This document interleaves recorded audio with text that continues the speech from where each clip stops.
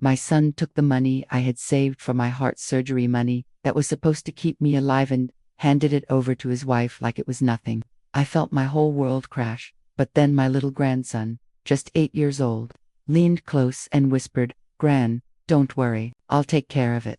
I didn't believe him then. But later, when his plan left my son pounding on my door, red-faced and shaking, I realized he had meant every word. Before we begin, make sure to like and subscribe, and please tell me and others what's one life lesson everyone should hear before it's too late. Share it in the comments below. Thanks. That night, I heard drawers sliding open and the rough sound of a suitcase zipper cutting through the silence. My heart jumped. I called out, "Daniel." He didn't even look at me. He just kept shoving clothes into that old Navy suitcase he once promised he'd never use again. "What are you doing?" I asked, standing in the doorway in my cardigan, one sock on, one sock off, because I'd been rubbing my ankle when the noise pulled me to my feet. "I'm going," he said, flat and cold. No apology. No explanation. "Going where?" My voice cracked. "We're done with this house," he muttered. And then Tara, his wife, walked out of my closet holding my shoebox. "My shoebox? Put that down," I snapped. She smirked, cool as ever. "Not anymore." I turned to Daniel, desperate. "Say something that makes sense." He still wouldn't meet my eyes. "Mom, it's temporary. We needed cash to get ahead." "I'll fix it." My chest tightened. "What cash?" "The account," Tara answered lazily. "The surgery money." I nearly collapsed on the bed. That was my lifeline, the money I had scraped together by driving old cars, cutting coupons, even selling my wedding china. Every dollar had been for the operation the doctor said I needed in 6 weeks. "That money is for the hospital," I cried. Daniel snapped. I said, "I'll fix it. We put it into something that grows fast." I fumbled with my laptop, hands shaking as I logged into the bank. The screen spun, and then the numbers hit me. Empty, completely empty. "No," I whispered. "No, no, no." $48,000 gone. Tara shrugged. "It's in a friend's fund. High yield. You wouldn't understand." "Try me," I shot back, staring at Daniel, the boy who once came running when he heard my car pull in the driveway. "Don't start with the old stories," he said, jaw tight. "I'm under pressure." Pressure in my mouth went dry. "I'm the one who lies awake every night listening to the monitor in my chest. I'm the one the doctor begged not to stress. That money was the only thing keeping me alive." "You'll be fine," Tara cut in, sharp as glass. "When will you put it back?" I asked. "Soon," she said, without even looking at me. I closed the laptop, holding it like a shield. My voice trembled. "How could you do this to me?" Daniel yanked the suitcase shut. I said, "I'll fix it." "Stop acting like a victim." "A victim." The word burned through me. "I raised you after your father died," I shouted. "I worked double shifts so you could have shoes that didn't fall apart. I skipped holidays so I could save for you. And now you drain my account and call me a victim for noticing." "It's an investment," Tara snapped. "Smart would have been leaving my surgery fund alone," I said. I reached for the suitcase handle, but Daniel pulled it back. "Don't make this ugly." "It's already ugly," I said, heat rising in my chest. "It got ugly the moment you chose her over my life." For a split second, I saw my little boy again, the one who cried when he broke his arm and begged me to kiss the cast. But then his eyes went cold. "We're leaving for a while," he said. "Where?" "Out of state." "With my money," I said bitterly. "Our future," Tara corrected. "We have a plan." "I had a plan too," I said. "It was called living." "You're being dramatic," she scoffed. "You stole my surgery," I said. "I think I've earned 10 minutes of dramatic." Just then, the hallway creaked. My grandson Leo stood there in his Minecraft pajamas, rubbing his sleepy eyes. "Dad," he whispered. My heart cracked. "Hey buddy," Daniel said gently, softening for the first time all night. "Go back to bed." "Why are you packing?" Leo asked. "We're going on a trip," Tara said sweetly, suddenly sugary with him. "Without Gran." His lip trembled. "It's complicated," Daniel muttered. "We'll talk in the morning." "You said we were going to the park in the morning," Leo said, voice small but steady. "Change of plans," Tara cut in. Leo looked at me then, and behind his damp lashes, I saw something strong, something steady. He walked over and slipped his little hand into mine. "Gran, you okay?" he whispered. "I'm fine," I lied, squeezing his hand as tight as I could. Tara rolled her eyes. We don't have time for this. We're on a schedule. He's 8, I snapped. He needs a bedtime, not a schedule. Daniel yanked the suitcase handle and said, "We have to go." "Give me my money," I told him. He froze for a second, then shoved past me. The suitcase wheels clattered down the hall, over the steps, and out the door. Tara followed, carrying a tote that used to hold my knitting needles. She paused long enough to smirk. "You'll thank us when we double it." "I'll thank the nurse if I live long enough to make it to surgery," I shot back. She smiled, like it was a joke. "You worry too much." Then the door shut, and the house fell into silence. I stood there frozen, listening to the empty space where his footsteps had been. I wanted to scream, but my chest tightened, so I tried to breathe the way the doctor taught me, slow and steady. Leo's small hand squeezed mine. "He took your hospital money," he said quietly. "Yes," I whispered. "He did." He nodded like he was tucking the truth away for later. "Can you help me make tea?" I asked him, because I needed to do anything besides fall apart. We went into the kitchen. I filled the kettle and set it on the stove, trying to remember how to keep standing. "Gran," he asked softly, "why did he do that?" "People make terrible choices when they think they deserve more," I said. "Even from the people who love them." "That's not fair," he muttered. "No," I said. "It isn't." The kettle clicked on. He climbed onto a chair, swinging his legs, while I grabbed the cups. "You're shaking," he whispered. "I'm all right," I told him. But we both knew I wasn't. His voice broke. "He promised me we'd play soccer on Saturday. He promised he'd fix my Lego tower. He promised we'd go to the park tomorrow." "Promises are easy, Leo," I said. "Keeping them is the hard part." He went quiet, then asked the question. That cut straight through me. "Are you going to die?" I gripped the counter. "Not if I can help it. But I need that surgery." He glanced at my notebook on the counter. "That was all your money." "Every bit," I said. "I saved it for years." The kettle clicked off. I poured the hot water over the tea bag, focusing on the steam so my hands wouldn't do something wild. Leo watched me. "He's wrong, you know." "Wrong about what?" "About you being fine. You're not fine. You're brave." My hand shook so badly the cup rattled on the saucer. "I don't feel brave." "It doesn't matter how you feel," he said calmly.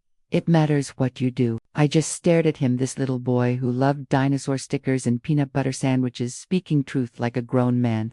"What am I supposed to do?" I whispered. "I can't even get your dad to look me in the eye." "You don't need to," he said. "He looked at the money instead of you. That tells you everything." I pressed the hot cup to my lips, letting the warmth settle my jaw. "Tomorrow I'll call the bank, and the hospital, maybe even the police." "Good," he said. Then his eyes brightened. "Also, can I use your old laptop?" "For what?" "Homework," he blurted too quickly. "What homework?" "Graphs. Advanced graphs. In 3rd grade," he said, grinning. I almost laughed, but it came out like a cough. "We'll talk about it." He slid down from the chair and picked up a napkin he'd folded before. "Gran," he said without looking up, "I know you think I'm little, but I hear things even when people think I'm not listening." My stomach dropped. "What did you hear?" "Tara on the phone," he said. "She told someone. We'll wire it tonight before she notices. Use the other name. He won't tell his mother because he wants me happy." My jaw clenched. "When did you hear this?" "Yesterday. In the car." She talks loud. I swallowed hard. "I'm sorry, Leo. No child should have to hear something like that." He shrugged like he was older than his years. "It's okay." Then, softer, "Can I sleep in your room tonight?" "Of course," I said. We carried his pillow to my room. He climbed onto my side of the bed, and I pulled the throw blanket over him. His hand reached for the rosary on my nightstand. "Does this help?" he asked. "Sometimes," I said. "What do you say?" "Mostly help," I admitted. He nodded like that was enough. "Gran." "Yes, sweetheart. You won't cry while I'm asleep, right?" "I'll try not to." "Okay." He closed his eyes, then peeked them open again because kids never fall asleep on cue. "Do you want your money back?" he asked. "More than anything." He stared at the ceiling, quiet for a long time. I listened to the old house creak and the clock blink numbers I didn't like. Finally, he whispered, "Don't worry. That's a big ask," I said. "I have a plan." My heart stuttered. "What plan?" He rolled toward the wall and pulled the blanket over his ear, like he'd just told me a secret about recess. "You'll see," he whispered. His breathing soon slowed into sleep. My mind, though, raced in 10 different directions. But for the first time since staring at that empty bank page, a thin, stubborn thread of hope tugged at my chest. When I finally drifted off, I woke to an empty side of the bed and the small, warm weight of my grandson curled against my shoulder. Leo had drifted across the pillows in the night, one little foot sticking out from under the blanket like a flag. For a moment, I let the quiet wrap around us and pretended the house still felt like mine. Then the memory of my empty bank account hit me, and my chest tightened. "Gran," he mumbled without opening his eyes. "I'm here," I said. "You okay?" "I will be," he whispered, and I heard the promise he hadn't explained yet. When he padded to the bathroom, I sat up, opened my notebook, and stared at the empty line where I used to write my deposit totals. "We'll fix this," I told the notebook, because I needed at least one thing in the room to believe me. In the kitchen, I slid bread into the toaster and tried to steady my hands. Leo climbed into his chair, chin barely over the table. "Can I have honey?" he asked. "You can have 2 spoons if you eat the apple slices." "Deal," he said instantly, grinning like a little lawyer already ready to bargain. I slid his plate over and dialed the bank with my free hand. The robotic voice sang, "Your call is important to us," while Leo tapped a tune with his butter knife. Finally, a woman answered and asked security questions that pulled me back through old memories. "First pet," she asked. "Milo," I said, my throat tightening. "Daniel's dog when he was 7. "And the reason for withdrawal?" "I didn't withdraw," I said sharply. "That's the reason I'm calling." She put me on hold, then came back with the flat tone of someone reading rules. "Daniel had joint access because of a form I'd signed years ago when he helped me set up bill pay. So, he could take it legally." I asked. "I'm not allowed to interpret intent," she said. "You can file a dispute, but it may take weeks." "I have 6, I whispered. She apologized like it was the weather, and hung up. I stared at the kettle, jealous of how it just boiled and did its job without questions. "What did they say?" Leo asked through a mouthful of toast. "They said wait." "That's not a plan," he said, honey smeared on his finger. "I know," I sighed. He licked the honey clean. "Can I use your laptop after school?" "We'll see," I said. "I need to call the hospital first." At the surgeon's office, the receptionist lowered her voice. "We can work on a payment schedule, but pre-op testing happens in 2 weeks. We need something on file." "I understand," I said, though the truth was I didn't. When I ended the call, Leo carried his plate to the sink. "I can wash," he said. "You get dressed." "Since when do you wash dishes?" I asked. "Since I got taller," he said, standing on tiptoes to prove it. A small, strange laugh slipped out of me. "Thank you." The bus stop clock ticked closer. He slung his backpack over one shoulder. "Promise not to worry," he said. "I'll try. Try hard." The bus sighed to a stop at the curb, and I stood on the porch in my robe, pretending the cold air was courage as it carried him away. The house grew too quiet. I walked the rooms like a guard, checking locks, but found nothing except the boring, safe life I'd built piece by piece. In the laundry room, I folded Leo's tiny socks. They landed next to one of my late husband's shirts, the one I kept for reasons I never said out loud. My fingers traced the worn collar, and Daniel's voice came back from years ago. "I don't need a new backpack, Mom. We're fine." That boy, the one who would have sold his sneakers before touching my surgery fund, was gone. I shoved the shirt to the back of the drawer and kept folding. Then the doorbell rang. My neighbor, Elma, stood there with a bag of oranges. "Thought you might need vitamin C," she said. I let her in, keeping my face steady. "You look pale," she said. "I'm fine." Lie. The truth slipped out in pieces because saying it all at once would have broken me. "He took it," I whispered. "All of it." Her eyes flashed. "That boy, sweetheart, we call the police." "The bank said it's complicated," I said, "and the police will tell me to hire a lawyer I can't afford." She squeezed my shoulder. "Take the oranges. Call me if you need a ride. I mean it." After she left, I saw a white envelope shoved through the mail slot, a past due notice for the power bill. I'd never missed a payment in my life. "Not today," I muttered, paying it online even though it meant my grocery list would shrink to beans and rice. I needed the lights more than I needed comfort. The rest of the day wasn't dramatic. I swept floors, rewound cords, wrote down every number I needed to call tomorrow, underlined twice. The silence pressed in, heavy, until Leo burst through the door after school, slamming it shut like he wanted the whole house to know he was home. After school, Leo came in, dropped his backpack with a thud, and asked for a snack. "Apple and cheese," I said. Cookies, he tried. Apple and cheese, I repeated. He grinned. He always loved that little back and forth. He munched his apple while I filled the calendar with doctor dates. What are you writing? He asked. Reminders. For what? For staying alive, I said before I could soften it. He set his slice down. I'm going to help, he said firmly. Your job is multiplication tables. My job is you. A bit later, he asked about the laptop. Homework, he said quickly. What kind of homework? Graphs. Very advanced. What does advanced mean? Harder than normal, he said, already opening the old laptop with its taped-up hinge. The screen flickered to life, showing the silly beach photo Daniel had set years ago. My stomach twisted, but I swallowed it down. Stay at the table, I warned. Don't go on to any sites you shouldn't. I won't, he promised, fingers moving with the same focus he used when stacking Lego towers. Leo, I asked, keeping my tone light, what's your plan? You'll see, he said, eyes still glued to the screen. That's not a plan, okay, he grinned. Then it's a surprise plan. While he worked, I made dinner. Every now and then he'd toss me little questions like, how do you spell Bakatha? I'd answer, and he'd thank me without typing the letters at all. At dinner, he told me a story about the class hamster escaping.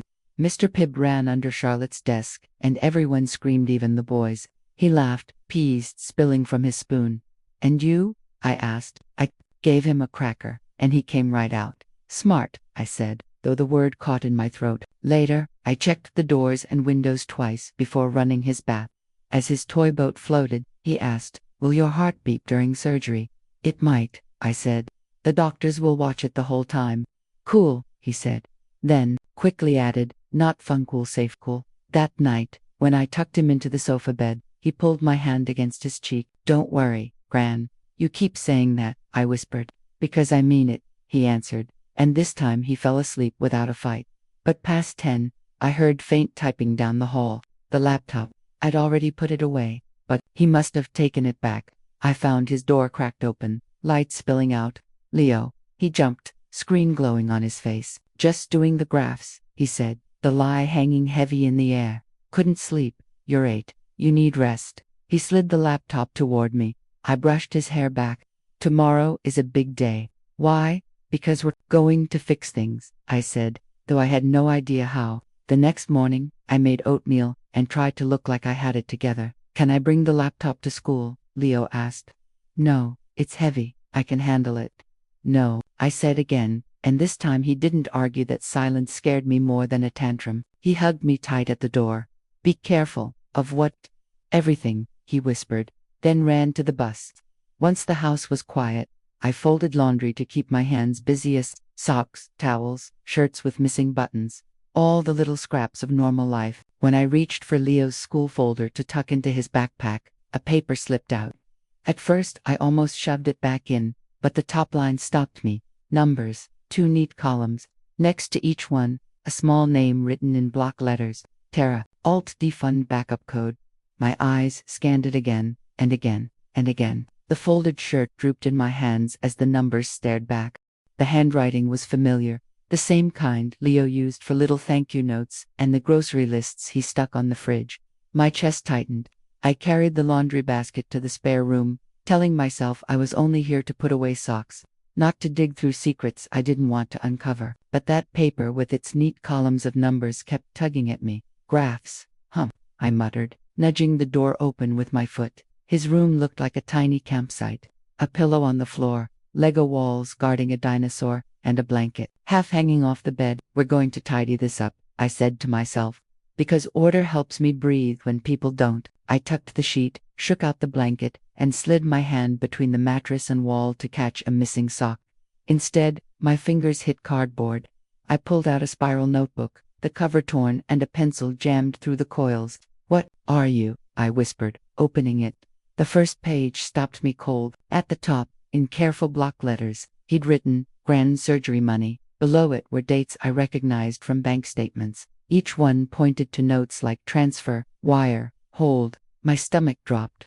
I flipped to the next page. Names were scrawled like a map. Tara maiden name, Daniel Alt, email, Friends Fund. Another page showed a rough sketch of Daniel's office building with a little X near a back door. A note said, Dad parks here when he wants to leave fast. My throat tightened. He's 8, I whispered, as if the walls could remind me I was overreacting. A folded paper slipped from the back. I opened it and found a list, titled Plan A, Plan B, Plan A, Proof, Call, Refund, Safe, Plan B, Police, Lawyer, Backup. The writing was steady, almost too steady for a child.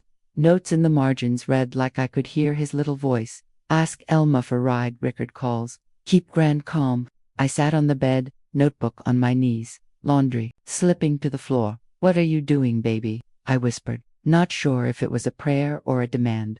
Another page had screenshots taped in, printed from somewhere. A photo of Tara with a braggy caption about some big play. Next to it, Leo had scribbled, look at the timestamp, it matches the transfer time. My hand shook as I turned the pages.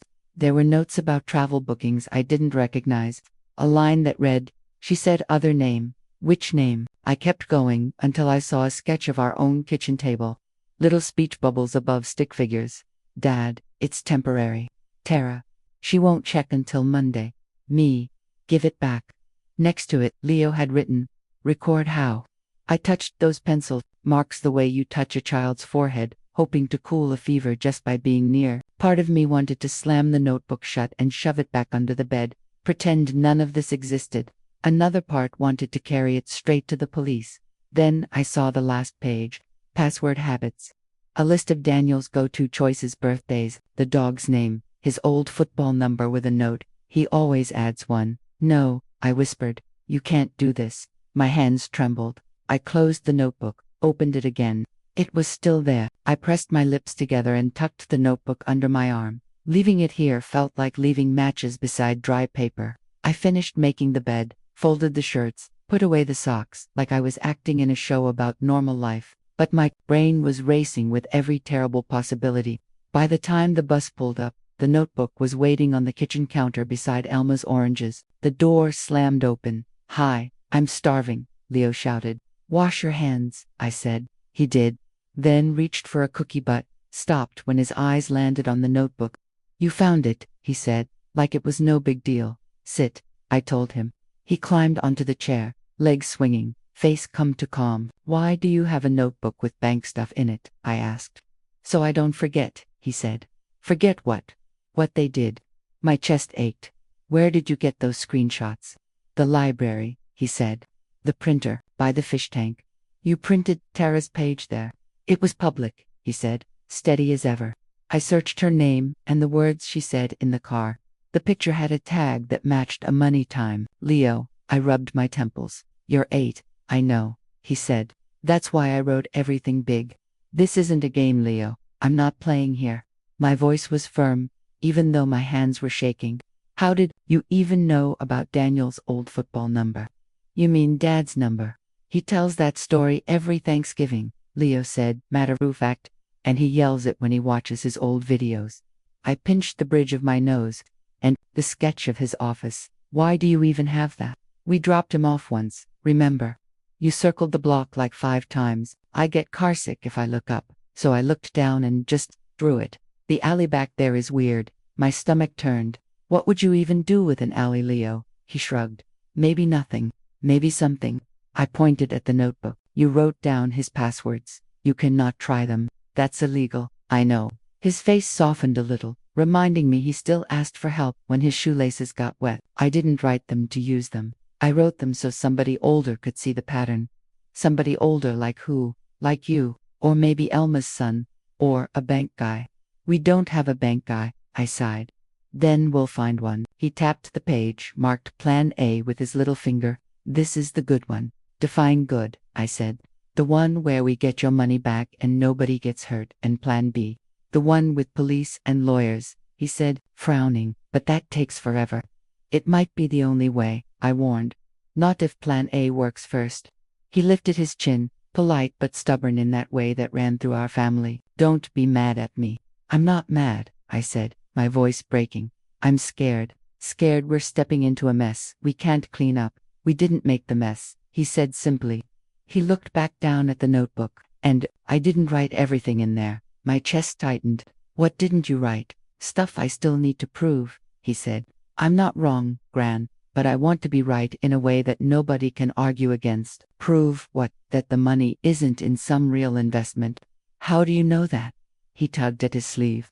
Because Tara wrote Wild Move online and tagged her friend the one who's always posting bar pictures. And Dad, he never shuts up when he thinks he's smart.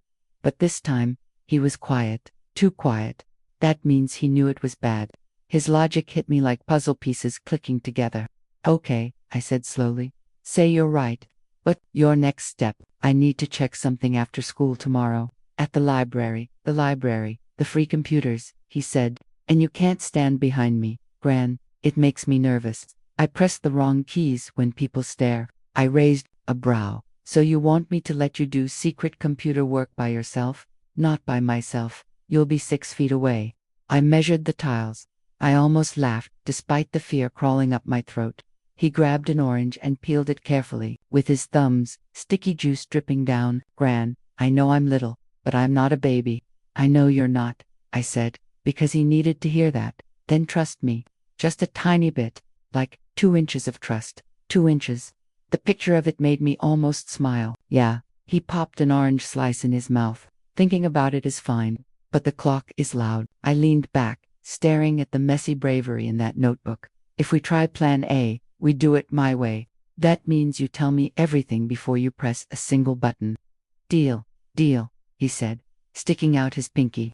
I hooked mine with his, and no guessing Daniel's passwords. I won't. I wrote those habits down because it made me less mad. Less mad. When I write, I can breathe, he said softly. I nodded. I understood that kind of writing. One more thing, I said. Why did you hide the notebook? I wanted you to find it. That's not how hiding works. It is when the person you want to find it is the only one who makes the bed. I shook my head, torn between pride and fear. I slid the notebook onto the highest pantry shelf, behind the flour. That's our safe for now, okay? He wiped his sticky hands and looked at me with a mix of child and commander. You're not going to cry tonight, right? I'll try not to. Good. Because tomorrow, after school, you'll understand everything. I left the notebook hidden like a guard dog that didn't bark. All morning I argued with myself about letting him go through with this. By lunch, I gave in to his measured tiles and his stubborn eyes. When the bus dropped him off, I was waiting. We go straight to the library. Snack first. He grinned. Apple in the car. And no crumbs on the keyboard. At the library, I waved to Mrs. Chen like I was just a normal grandma bringing her grandson to do homework. Leo leaned in and whispered, window chair. I pointed to the spot. Fine, but I'll be right there. And you do nothing without telling me first. Deal. He slid into the computer chair, pulling it close like he was clocking in for work. Start with explaining, I said. What are we even looking for? Her brag, Leo whispered, eyes fixed on the screen. Who brags? I asked. Tara. She likes attention. I bit the inside of my cheek. Talk me through every move. I will. His hands hovered over the keyboard. I'm searching. Her name with the words she used in the car. What words? Wild move. Big play. She said them like it was a game. Don't click anything sketchy. Public only, he promised. The monitor brightened with Tara's profile picture, sunglasses and all. I pressed my palms against my thighs to keep still. Look, Leo said, tilting the screen just enough. A caption glared at me. Wild move with my genius. Watch this space. The timestamp matched the night my savings disappeared. My stomach dropped. Don't log into anything, I warned. I won't. Just following crumbs. What crumbs? Likes and tags. People tell on themselves when they think it's funny. He clicked through names until a photo popped up, someone wearing a conference badge with a logo I didn't know. What's that? An online trading platform, he said. They post pictures when they sign new users. That's dumb. No name calling, just facts. He grinned for a second, then turned serious. She made an account with her maiden name. See the comments. One says, can't wait to see returns. Another, finally using those connections. My jaw tightened. Connections to what? A referral program, he said. Her friend works there. How do you know? He clicked to another post. Welcome to our newest family referral, from JS. We don't know JS, I muttered. We don't need to. We just need to show Tara and Dad used stolen money to open that account. We don't have legal proof. We have timing. And the transfer number I wrote down. And her words. Words aren't money. They're doors, he said softly. Watch. He pulled up the platform's support page. What are you doing? Filing a report. Anonymous. They freeze accounts if money looks dirty. Dirty from fraud, he clarified. I'll paste only public posts and the transfer time. They'll trace the rest. My hand hovered over his shoulder but fell back. Read every word to me before you send. He typed slow and careful. Funds deposited under maiden name appeared tied to misappropriated savings of elderly patient, awaiting medical procedure. Evidence, public social posts with matching timestamps, bragging about wild move, referral logged, same day as bank transfer. Please review for AML. Add those 3 letters, I said, remembering a news article. His eyebrows rose. Anti-money laundering. Exactly. He copied the links. No screenshots. Smart boy. Name, he asked. Anonymous. They act faster with a name. My throat trembled. Use mine. I'm the one they hurt. He swallowed, typed my details, then looked up. Ready. The power in my answer made me dizzy. Yes meant fire. No meant surrender. Submit, I said. He clicked. A confirmation page, blinked back. They'll hit the account within a day, he said. How do you know? I read a forum. People brag there too. What if they call me? Say you're a concerned party. It's true. And if I freeze, I'll stand next to you and nod. He lifted his chin, dead serious, and I laughed because I could see him doing it small and steady as a metronome. We left the library feeling like we were moving without moving. In the car, Leo said, one more thing. What thing? I'm sending a tiny hint to her. Work. No, you are not emailing her boss. Not her boss, he said quickly. Just the ethics inbox. No names, just the referral post and logo. It makes them look. Looking makes people trip. You're scaring me. I'm keeping you, he said, fierce in a way I'd only heard once before on the playground, when another kid shoved him. At home, I boiled spaghetti because boiling water gave me something steady to measure. Talk to me, I said, stirring. What now? Now we wait, he said, and do normal things so we look normal. I don't want to act. We're not acting. We're living. They're the ones acting. Eat, I said, handing him a bowl. He slurped noodles and grinned, and for a minute I forgot to be terrified. Leo set down his fork. Gran. Yes, if Dad calls, don't tell him anything. I won't. He'll test you first. He always does. He asks small questions before he admits the big ones. I know. The truth of it hit me hard. Memories of old fights where Daniel would circle me with words, poking for weak spots before showing his real hand. I turned back to the sink, washing dishes. Leo sat nearby with the laptop. What now? I'm writing a second report, he said. Shorter, in case a real person reads it. Read it to me. He cleared his throat. Account may involve misuse of family medical funds. Please place a temporary hold while verifying source. Good, simple, clean. I also flagged her referral post, he added. That's not a report, I warned. No, but it makes noise. Noise gets attention. Rules follow noise. You're 8, I whispered to the bubbles in the sink, though pride pressed against my ribs. He closed the laptop, came to my side, and touched my arm. Gran, you're shaking. Dishes are slippery, I said. No, they're not. He dried my wet hands with the towel. You're allowed to be scared. I am, I admit it. I'm also mad. Say it. He stole my surgery. Good. Say the next part. He will face it. The words felt like bricks hitting the floor. Again. He will face it. Leo nodded. Now we wait. Waiting was its own torture. Every minute stretched like gum pulled too far. I checked my phone over and over like a teenager waiting for a crush to call. I scrubbed the stove, wiped the table twice, hid the notebook deeper behind the flower in the pantry. That night, when Leo asked, do you want me in your room or the sofa? I said, my room, in case the phone rings. It will, he promised. And he fell asleep fast, his small body giving in after carrying too much weight. I lay awake, counting backward from 100 like the nurse once taught me when Daniel was in the ER, and I forgot how to breathe. At dawn, I made coffee. I didn't drink. My hands needed something to do, or they'd shake me apart. Leo wandered in, rubbing his eyes. Anything? He asked. Nothing yet. And right then, the phone buzzed hard on the counter, rattling. The spoon, Daniel's name lit the screen. My throat went dry. Answer, Leo whispered. I swiped. Hello, what did you do? Daniel's voice was already shouting. What did you do to my account? I gripped the counter. What are you talking about? I asked as calmly as I could, though my heart was pounding. Don't play dumb. The account's frozen. They said fraud. You think I don't know this is you? I glanced at Leo. He sat still with his orange juice, watching me with unblinking eyes. If your account is frozen, maybe you should ask yourself why, I said. Don't twist this back on me, he snapped. You've been holding a grudge ever since you decided I stole that money. Decided, the word burned on my tongue. Daniel, that was my surgery fund. For my heart operation. You took it. I told you it was an investment for Tara, not for me, not for family, for her. Silence.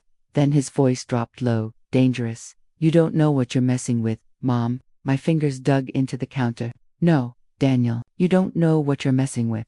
Actions have consequences. Leo's eyes flicked to the notebook, his hand tapping it softly. Calm. Stay calm. You think you can ruin my life because you're mad? Daniel spat. You already ruined mine, I said, my voice shaking but not from fear, from years of hurt boiling up. Do you know what it's like to sit in a doctor's office and hear you might not survive without surgery and then find out the money you saved is gone? You're being dramatic, he scoffed, but there was a crack in his tone. Get it back to you. Just not right now. You can wait a few months. I laughed, short and cold. A few months. My heart can't wait a few months. Daniel, you knew that when you took it. You've been talking to someone, he accused suddenly. You wouldn't be this bold on your own. I met Leo's gaze. He tapped the notebook twice. A reminder, don't flinch. I don't need anyone to tell me you crossed the line, I said. If your account is frozen, maybe it's because people are finally looking at where the money came from.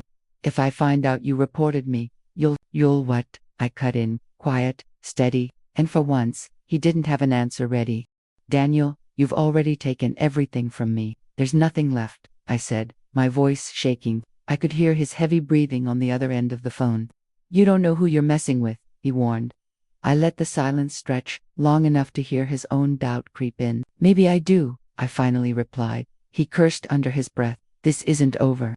Then the line went dead, the sharp click echoing in my ears. I sat there, staring at the phone, until Leo calmly sipped his juice and said, He's scared. No, I whispered, setting the phone down slowly. He's angry. Scared will come later. Still, Daniel's voice kept replaying in my head like a bad song stuck on repeat. My chest tightened as I sat in Dr. Patel's waiting room, nervously twisting the strap of my purse. When she finally called me in, I almost bolted for the door, but Leo had begged me to talk to someone. It's not weakness, Gran, he'd said. It's strategy. Dr. Patel gave me a gentle smile. Rough week, she asked. My voice cracked as I answered. My son drained my surgery fund and then called me like I was the criminal. She nodded softly. And you've been holding that inside. I can't keep it in much longer, I admitted. But my grandson, he's been helping me. She leaned forward. Helping how? I hesitated. Then thought of the late nights, the notebook, the library visits. He's smart, smarter than most adults I know. He's finding ways to make them answer for what they did. Her eyebrows lifted. How old is he? 8, I said. But he doesn't think like an 8-year-old. Does that worry you? She asked. I let out a long breath. It scares me. And it makes me proud. He's the only one keeping me afloat, but I worry what this is doing to him. She nodded. Sometimes being strong has a cost, but it can also be a gift. By the time I left, I felt lighter, though I knew nothing was really over. In the car, Leo didn't look up from his tablet. So, he asked, She thinks you're a genius, I said with a smile. He smirked. She doesn't know me. She thinks I'm protecting you from turning into them. He finally looked at me. Gran, I'm not like Dad. I'm not like Tara. I'm on your side. I know, I said, but we have to stay clear-headed. He shut his tablet and leaned forward. That's why I wrote the guide. The what? I blinked. A digital safety guide, he explained. So other people don't get their money stolen like you did. I'm giving it to the PTA. I stared at him in the rearview mirror. You've been busy. Busy is how we win, he said simply. My heart ached not from betrayal this time, but from watching an 8-year-old boy think more about fraud prevention than cartoons or baseball. That night, I barely slept. Daniel's voice haunted me. You don't know who you're messing with. By morning, fear had hardened into something resolve. I was making toast when Leo wandered in, his hair sticking up. Gran, you look like you've been up all night, he said. I have, I admitted. Because of him, I nodded. He thinks he can scare me into backing down. Leo climbed onto a chair. Then, we scare him first. Scare him, I repeated, half expecting some wild plan. Not with threats, he said calmly. With truth. We show him we can touch what really matters to him. I set down the butter knife. And what matters to him? Money, Leo said firmly. And his pride. He pulled out the notebook and flipped it open. On one page, 2 neat columns were written. Money and pride. Under money, referral freeze, joint accounts, platform compliance. Under pride, his job, Tara's social posts, a charity event. You've been busy, I whispered. This is the fun part, he said with a spark in his eyes. We don't attack, we leak. Just enough so he knows we could ruin him, without saying we will. That way, he's never sure where the hit will come from. I leaned against the counter, clutching my coffee mug. You think an 80-year-old should be playing mind games with his father? Leo looked me dead in the eye. He's not a father. He's a thief who just happens to be my dad. The way Leo said it made my chest tighten. So, what's the first leak? I asked. The charity thing. He answered quickly. He bragged online that he was a sponsor, but the sponsor list doesn't have his name. Only his company's end. The company doesn't even know he used their logo. I blinked. And how do you know that? I emailed the charity pretending I was a student working on a school project, he said with a shrug, like it was nothing. They sent me the full list. Leo, I started, but he cut me off.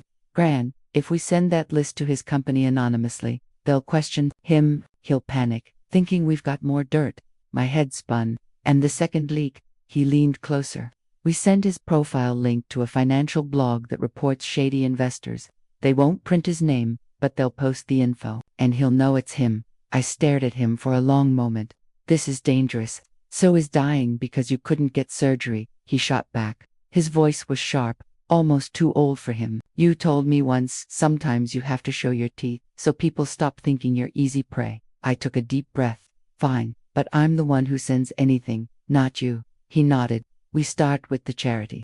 Small, but it'll make him sweat. Later, we sat at the dining table. My fingers hovered over the keyboard, the charity's public email on my screen, Leo's list beside me. Make it sound polite, he whispered. Polite, but clear. I typed, hello, I noticed that Daniel last name has publicly claimed to be a personal sponsor of your event, but his name doesn't appear on your official sponsor list. Could you confirm if his claim is accurate? Thank you. I hit send, before I could chicken out. Now we wait. But before I even closed the laptop, my phone buzzed. A new message, from an unknown number. I opened it and froze. Just one line. Stay out of things you don't understand. My grip tightened around the phone until my knuckles hurt. What is it? Leo asked, leaning closer. I turned the screen toward him. His eyes narrowed. That's him or Tara. They're trying to spook you. It worked, I admitted, my voice low. Leo shook his head firmly. No, this is good. It means they're rattled. You only threaten someone when you're afraid of what they'll do. I set the phone down, but my pulse kept racing. What if it's more than just a threat? Then we show them we're not scared, he said. Gran, they already took from you. They can't take more less you let them. His words should have calmed me, but instead they made me realize just how deep we were in. I never wanted you mixed up in this, I whispered. Too late, he said simply. We're in it together. The phone buzzed again. Another unknown number. My stomach dropped. It was a photo of my house, taken from the street. Leo, I whispered. Good, he said, surprising me. Now we know they're close, which means we can bait them. Bait them. My voice rose. You want to make this worse? I want to finish it, he said firmly. They want you scared enough to back down. Instead, we send them a message. I understand perfectly. I shook my head. That's not enough. Then what? I swallowed hard. We send proof. Something that makes them wonder how much we really know. His eyes lit up. The screenshot of Dad's bank transfer to Tara. My lips pressed into a thin line. Exactly. Together, we wrote the reply. Just 6 words. Polite, but chilling. I understand perfectly. Attached was the $48,000 transfer labeled gift. My finger hovered over send. Leo put his hand on mine. Once you send this, there's no going back. There was no going back. The day he stole from me, I said quietly, and pressed send. We sat in silence, eyes locked on the screen, waiting. Within a minute, the read receipt appeared. No reply, just silence, but silence that told us they knew. I didn't expect him to show up so fast. Less than 2 hours later, Daniel was pounding on my front door. Leo looked at me from the kitchen table. "Do you want me to hide?" He whispered. "No," I said, standing. "You're part of this." I opened the door.